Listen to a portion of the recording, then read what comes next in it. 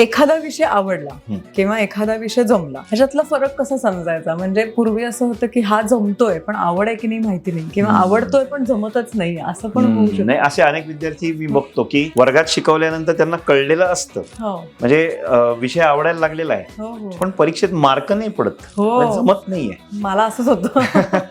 तर असे मी अनेक विद्यार्थी पाहिलेले आहेत. पण मग त्याच्यावर एकच उपाय आहे की विद्यार्थ्याला टीचर असं असतं ना की टीचर जे शिकवतो ते जर टीचरनी शिकवलेलं आपल्याला आवडलं तर विषय पण आवडायला लागतो, हो. टीचरमुळे पण विषय हो. आवडतो. हे होतं विद्यार्थ्यांच्या लाईफमध्ये. पण त्याच्यानंतर जे करायला लागतं, मी स्वतः ती नोटबुक उघडायला पाहिजे, अभ्यास बघायला पाहिजे, होमवर्क करायला पाहिजे. काही विद्यार्थी असे असतात की आज जी बॅग बंद केली ती उद्या इथे येऊनच मी उघडली, मग कसं काय विषय पुढे जाणार आहे. बरोबर. काही विद्यार्थी तर काही क्लासेस असे असतात की जे वीकेंड क्लासेस असतात, तर मग वीकेंड क्लासेसला परत तसंच होतं, शनिवार रविवारी ती बॅग रविवारी जी बंद केली ती डायरेक्ट पुढच्या शनिवारीच परत उघडली, मग तो विषय आवडेल पण जमणार नाही. जमणार नाही.